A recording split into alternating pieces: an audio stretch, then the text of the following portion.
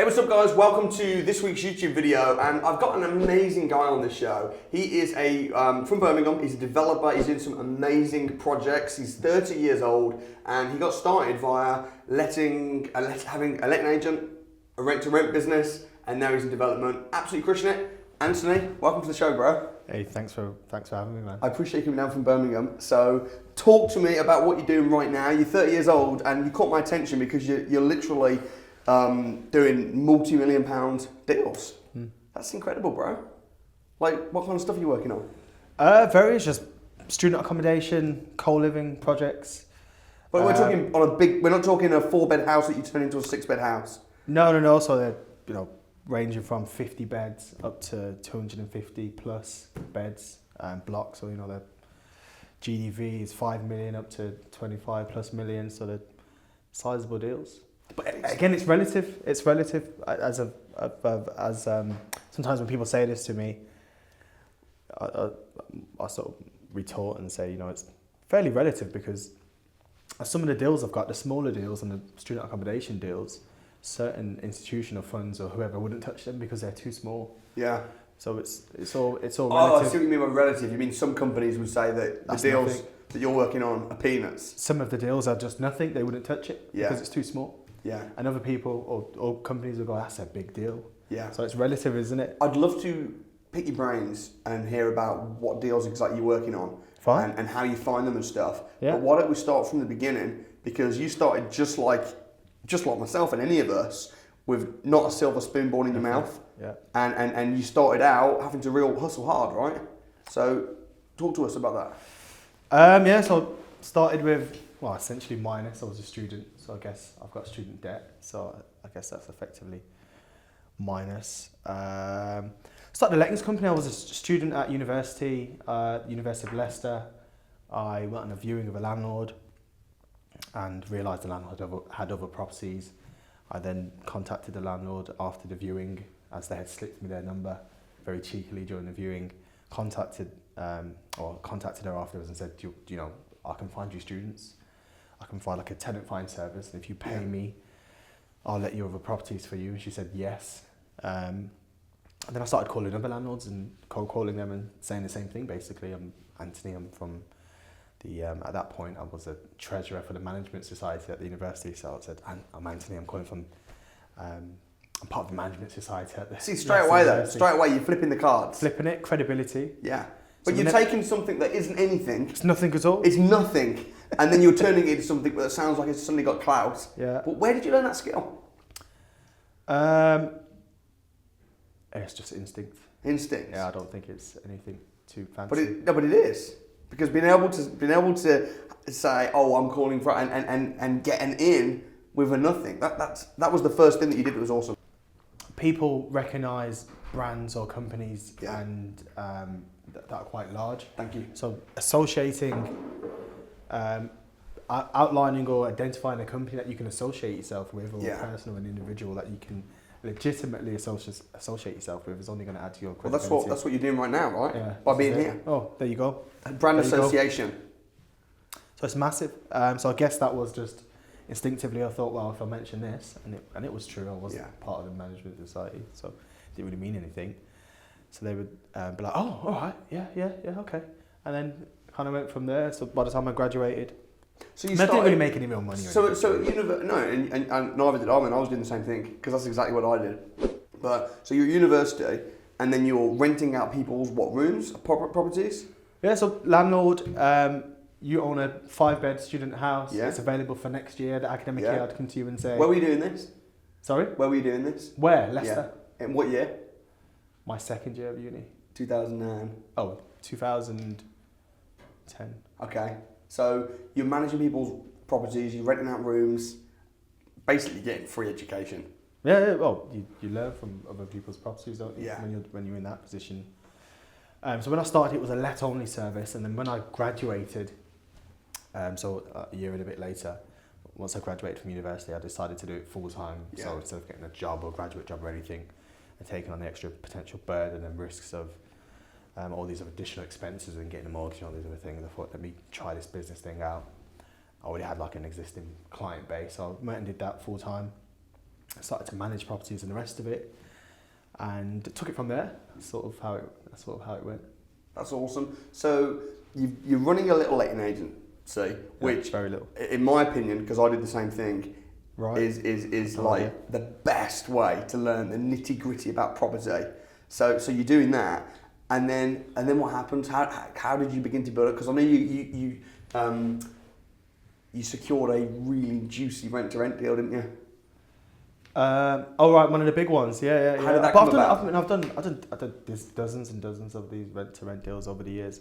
What was the first rent-to-rent deal you did, and how did that come about? First rent-to-rent deal was I went to a property networking event in Birmingham. So I graduated. I was full time. Birmingham Property Meet. Birmingham Property Meet in Birmingham. Yeah. I was full time in property, and I decided, look, I need to get some clients. You know, I'm trying to grow my business. It was just me, working from home, and I went to a property networking event for a potential, find some potential clients there. Got there. There was a guy talking, standing up front, scribbling on some flip chart. Yeah.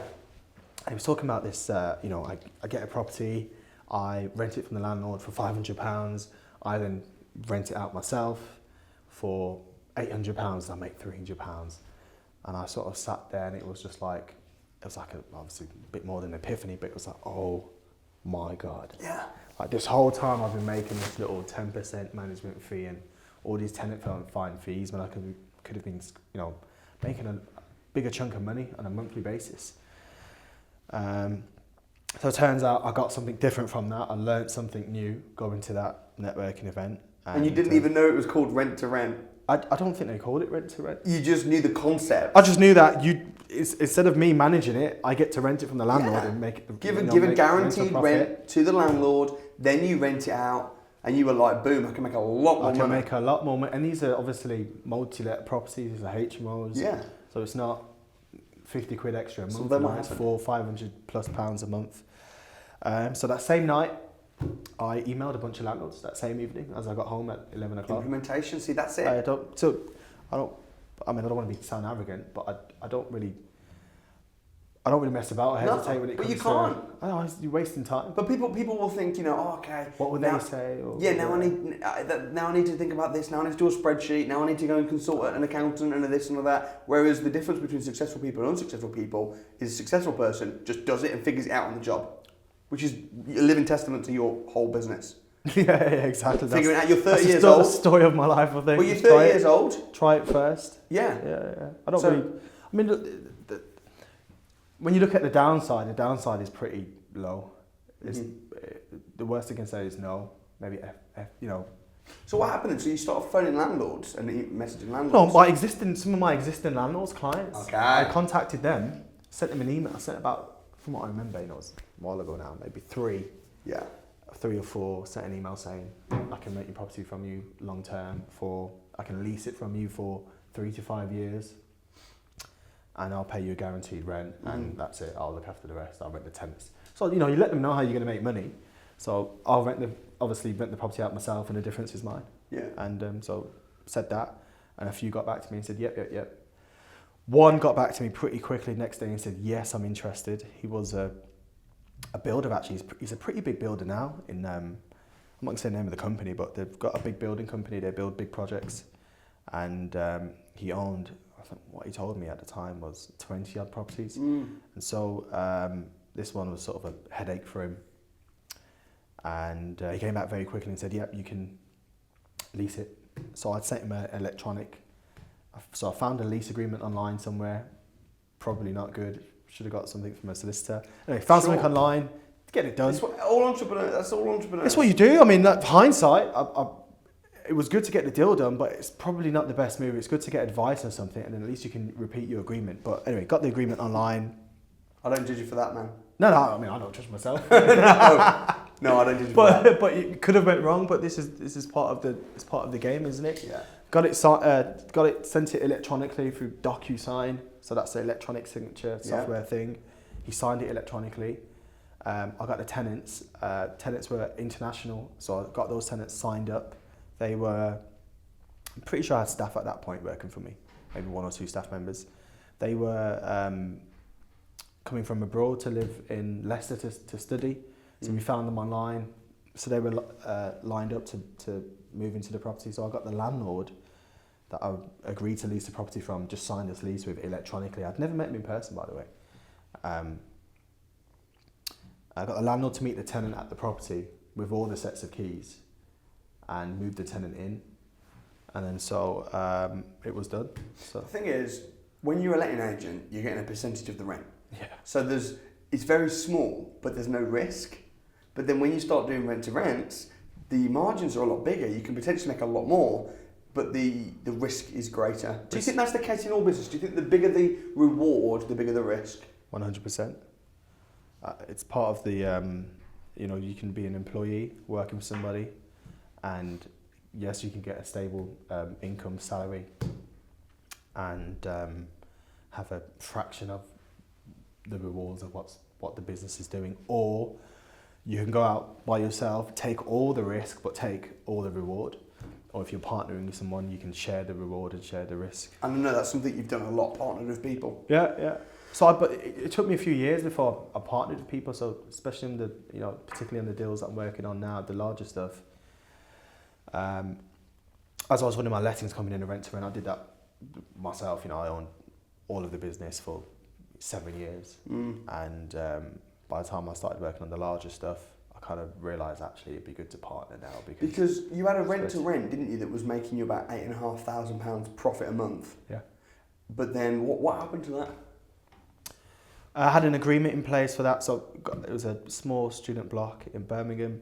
Had an agreement in place, and as part of the lease agreement, the freeholder, through the leaseholder, had a right to surrender the lease, so that they could break the lease and dispose of the whole property. They'd have to pay us a fee for that. So that's what happened. The property was struggling when we took it on. We did some work to it and improved the property, got it let very quickly, and it was operating quite well. A lot of income was coming in.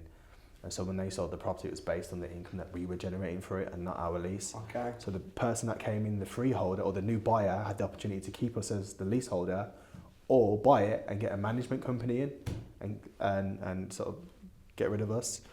And that's what happened. They came in, they wanted us to manage it, and I said, we don't manage properties anymore. Not interested. Yeah. And I guess that was part of my my sort of development or progress, was that I focused, I decided, I looked at my business, and it's a bit like the 80-20 rule. Well, it is the 80-20 rule. I worked out, look, where's my time best spent? Where do I make the most money? Where do I get the most bang for my buck, if you like? And I worked out management was just not going to make me any money. Lettings and management, the rent to rent and the large amounts coming in was where I was going to really make some money. And doing it on a bigger property was where you make a lot more money. Yeah. So I got to a stage where I was handing back managed properties, and I was just refusing anyone that came along that wanted me to, my company to manage their properties. So by that stage, and this is how it worked, because by the owner of that property approached us to to let rooms in their property, that block. And when I looked at it and I said, I worked out that the amount of time and effort and resources to let that building would be so much that they couldn't pay us enough. It just wouldn't be worth it for us. So I offered, look, we'd take the whole building on, and in return you'll get a fixed rent, and we'll do our bit. And that was agreed. And it was only agreed because I decided to focus. If I wasn't focused, and I instead thought, let me just manage this because I can get it let. It's 39 beds, so there's a good amount of rental income, and the management fee would have still been maybe 40 grand or so a year. Yeah. So it's a good fee, but it's just outside of my focus. Yeah. So what's your focus now? So you've been a letting agent, but to be honest, by the sounds of it, that was more for experience, contacts, the money. Well, being a letting agent was more because I saw what I thought was an opportunity to start a business. Yeah. And then I started doing it and realised actually this isn't great for me. See, when I worked as a letting agent, I actually worked for free. So Okay, I literally to learn about property. Yeah. So same as you, I went to the property networking events, and I just said, if you've got any properties within this area and you want the rooms rented out, I'll do it for free. Wow. I'll charge a small admin fee to the tenant, which you could do back then. Sure. And but I won't charge the landlord anything. And I did it for free just to, number one, get in with the landlords, and number two, to get an understanding of what rents well and the market. So then and I was doing that at 17. Wow. So then when I came to buy my first house, I knew. Yeah, but straight away? Yeah. Not hesitating? You know exactly what works. A lot can be learned from that. That's really good. I think a lot of people are afraid to do that. Yeah, because most people want a paycheck for everything. Yeah. But the moment that you stop working for a paycheck is the moment suddenly you become a lot greater. Like, I bet a lot of the work you do these days, you're not getting paid to do it. You're building for something, you're building on a mission, you're building on something bigger. You don't get paid immediately. You're not getting paid for the hour. No, you don't. You're sowing into something. Yeah. You know? Yeah. On some of the deals I've got, so on some of my larger deals, you only make the money at the point you realise that, whatever deal you've done. So it's only realised once you've actually sold or actually rented it out. That's the only time your return is realised. So for me, once I've got planning permission on a large development site, then I can cash out, pretty healthy sums. The six-figure sums plus on the deals that I do, so I can potentially cash out at planning stage and make a lot of money, or I can hold off and go to development. But again, it's a lot more risk, just like what you were saying earlier. So I can hold off and stay in for the development, take the extra risk, but then receive extra At reward. what point did you realise that you wanted to start buying actual proper buildings? Big buildings. Yeah, because that's what you do now, right? That rent to rent help, that large one. Yeah, because I you was didn't own kind of that. getting to that. I didn't But own did you it. think, I wish I owned it? It was to a degree. Well, of course, yes. But when the money was coming in, and we didn't need any more staff to manage it, it was all within our capacity. So that came in. We didn't need any extra staff. Yes, it took a bit more resources and time. But then the money was coming in once it's rented and it's fully let. You've just got to look after everyone. And then when that money was coming in, it was like, hang on. This compared to running around 50 different houses, it's a different life. Yeah. Running an apartment building compared to running 50 different... The apartment building is an absolute breeze in comparison. It takes just as much energy to buy one big property as to buy one small one, right? Yeah, exactly. Yeah. Or even to manage. And it takes way less energy to manage that big building than Yeah, it does. it does. But then the danger of saying that on YouTube is that people that are just starting out... Oh, okay, it's not for them. No, but here's the point. You built up to that. Yeah. Right? But to start with, to buy a development block, you usually mess up on your first deal. I'd rather mess up on a small deal than on a big deal. But if you partner with somebody...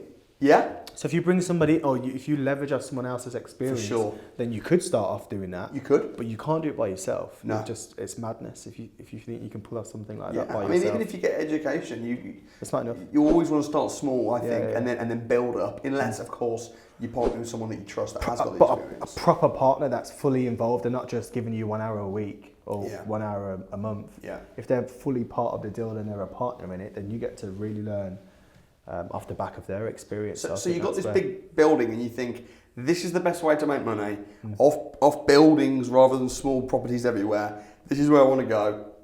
I don't just want to control, I want to actually own. What happened next? So I guess it was really about finding my next deal. So yes, I quickly realised that ownership. So at the end of the lease, the landlord can take it back. I lose out on that potential income source. And also, I'm not paying down any debt potentially. If it's a repayment, I don't get to pay down the debt.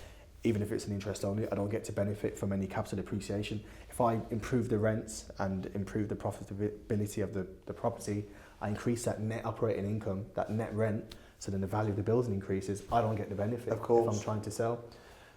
So it was really about me now going out to look for sites. So I went to, I was basically open to development sites. I had a viewing of a property that a landlord got in touch with us about leasing the property, strangely. We didn't really advertise that thing, but a landlord got in touch with us about this property that he was converting into student accommodation, 50 odd beds. Yeah. And said, can you come out? I need a company to lease the whole thing.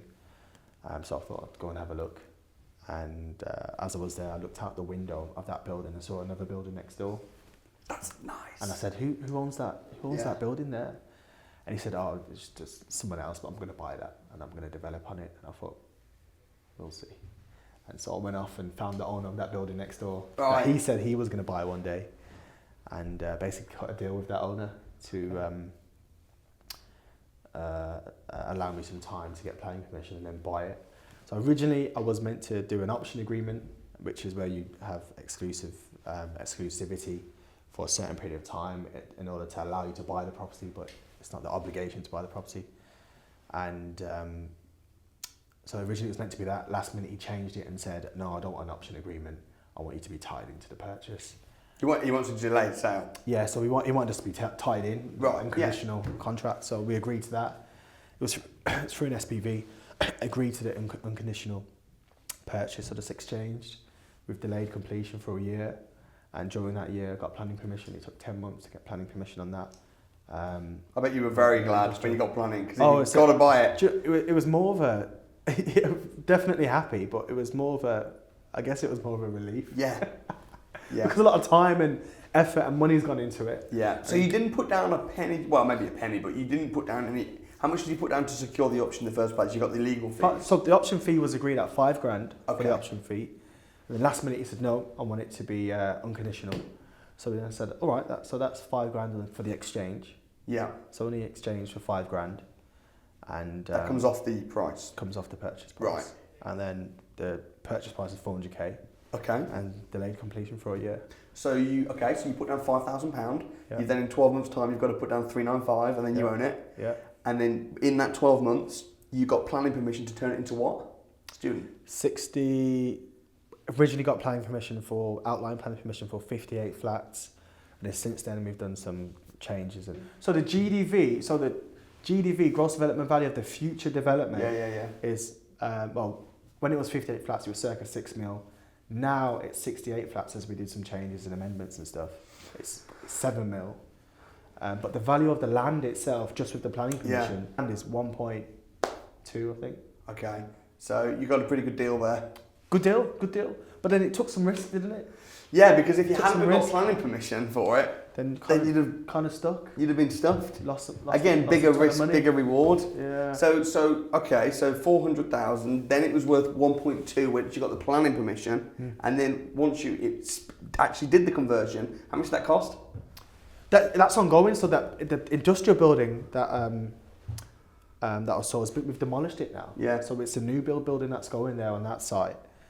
So that's in the process. We're just about to commence construction. That's a massive deal. You must be really proud of that house, of that property. Proud of the deal. Yeah. I mean, it's nice to do the legwork yourself and pull it off and find it yourself. How many development deals have you done then? So that's obviously a massive one. That's the first big. I've done. I mean, the smaller development, I've done a ton, like houses and structural works and conversions and stuff. That big one is my first big one that I've done. Are you still scared about that one, or are you relieved that it's all good, or is there still risk? The main risk is pretty much we've done ground investigation now. So the building's been demolished. We've had to do we had to get a rig in to check the ground conditions and check it for any contamination. It's come back fine. So that's where the main risk is in the ground. So it's okay. So it's fine. I'm not too. Now the main risk is really about any potential construction delays and the increase in costs. How are you financing that deal? Bank. So the bank are funding what percentage of the refurb or the development? Well, it's a new build. The bank's funding circa 80% of the cost. And where are you getting that 20%? It's myself and my partners. One of my partner. So fortunately, when it came time to complete on that land, my partner put up the money for the land, fortunately. So that was pretty handy. And so generally you can get, these days at least with the funding, you can get usually 100% of development and build costs funded if you own the land unencumbered, which it was bought cash. Yeah. So we were able to fund 100% of the deal, but in terms of the total cost of everything, it's about 80% that the bank comes in at. So loan to cost. What do you think the development will be on that then? How much will you have to put down? Well, obviously the bank are paying for most of it, but total development. Total development cost $4.5 million. Okay, which is 4.5 million plus 400 grand, but then if it's got an end value of 7 million, you've become a multi-millionaire just off of that one deal. Yeah. So, yes, for me, because I own a part of that deal, it wouldn't be a multi-millionaire, but technically millionaire off the deal. Yeah. There's 7 figures in it, so it's a good deal. It's Yeah. a good deal. But it's a lot of risk, and there's a lot of problems that come with it beforehand. There's a lot of risk on the ground. You learn loads. What's next after this one then? I've got other deals in on the go. I've got other student accommodation deals. I've got Volume Hanley, which is a site that took me 18 months to get planning on. That's gone from... How many months? 18. 18. It took a very long time to get planning on that. These things take time, don't they? It's a very long-winded process. Yeah. The planning process is horrid, as I'm pretty sure you're aware. It's not a good process. It's quite long-winded. It's quite, a lot of red tape. It's quite bureaucratic. So what's the long-term plan? I know you want to be a billionaire. Yeah. Why do you want to be a billionaire? Why? It's more just about challenging myself. I don't go around saying I want to be a billionaire or I'm going to be a billionaire because number one, I do believe it and it's internal. But I don't put it out there because I don't want to feed off any bad vibes. If someone looks at you funny and goes and thinks, it gives you that funny look. They'll always look at you funny. And go, you're fucking crazy. Then that's not the kind of energy you want to feed off. Yeah, but they'll look at you funny just because of the deals that you're doing at the minute. If I said to someone, I want to be a millionaire or I'm going to be a millionaire, and they don't know who I am or what I've done or what I'm doing, they'd probably think... Yeah, they'll look at you funny anyway.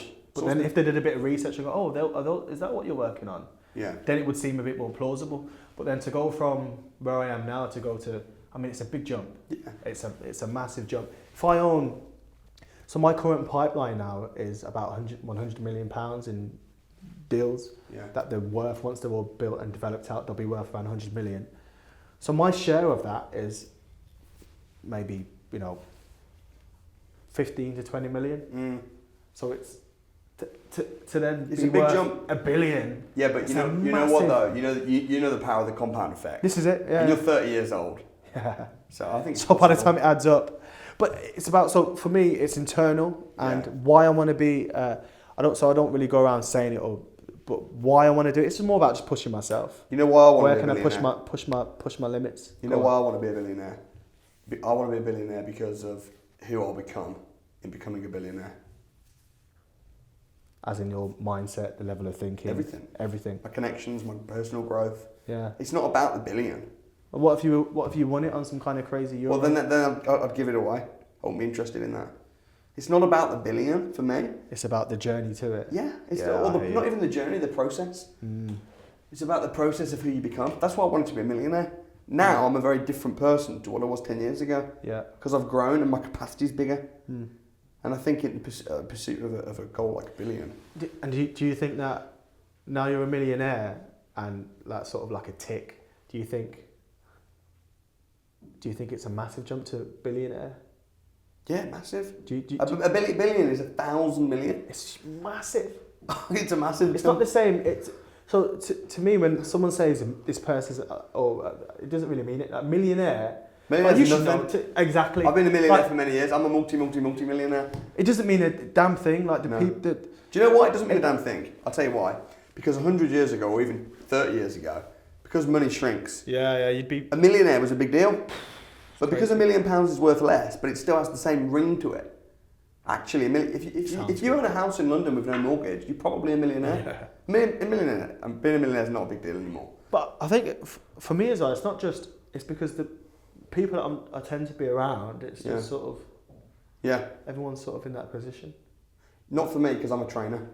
Okay. So I spend a lot of time with people that are just starting out. Yeah, no, okay, that makes sense. But then most rich people... But then the people I'm working with, say on my joint ventures, if I'm bringing in somebody or I'm working, we're all in a certain position, tend to be. Yeah, because they're putting a lot of money. But you know what, most rich people hide away, and that's why I'm so glad to see you coming on the show and putting yourself out there, because most people, when they get to a certain level of success, they then hide, because they don't want other people to, number one, learn what they're doing, and number two, they don't want to be hated on. Same as when you said, I don't want to say I want to be a billionaire because people are going to hate on me. People are going to look at me funny. See? No, but that's more for the energy. I don't want someone to... I went to this event a few months back. It was a I'm not going to say the name of the event. Yeah. It wasn't an event. It was like a, what do you call it? I'll say it. Okay. It's KPI, key person of influence. Oh yeah. They had this little seminar. They had this, I've read the book, a really good book by the way, Key Person of Influence. So I went to his little talk that they do. Yeah. And then they had this little class. And so we went to that class and they would go around asking everybody their goals. And I'm never going to lie. So they came to me and said, what's your goals for the next, I don't know, 10 years or whatever they said. I was like, X billion pound portfolio or something. Yeah. And everyone looked at me like, what the fuck? And also, to make it worse, I had my sunglasses on because I had conjunctivitis. Oh no. So my eyes were really The horrible. bodyguard. Yeah. So I had my sunglasses on, sitting there and I'm going, yeah, multi-billion. And they look at me like, this idiot. Yeah. But I'm never going to lie. So I think... Yeah, because some people talk a big internalize talk. it. Yeah, exactly. The thing is, it's easy to be misconstrued for someone that's just a big talker. Yeah, exactly. Yeah. And that's what. But then getting, for me, it's getting that. If you get those negative, for me, it's negative vibes. If someone looks at you like, what's wrong with this guy? I don't want that to bounce off me because I don't want to internalize that sort of energy. Does that make sense? Yeah. So I like to position myself and. You see, I'm just used to that now. You're used to it. I'm just bounce it off. It just bounces Bounce it off. off. I'm just happy. I just smile. I just smile. But at the end of the day, you got a project you're working on now. It's going to be worth 7 million. Yeah. My castle's going to be worth 6 million. Well, so you beat me by 1 million. Just a mil. But then that's conservative, so we'll see which one ends up with the high value. But no, I'm really proud of you, man. I'm really pleased for what you've been doing. I've loved following your journey. Also, you have a YouTube channel. Yeah, Anthony Laville. So you guys need to check him out on YouTube. Thanks for coming into the office. I'm cheering you on. Man. Thank you. Thanks for having me.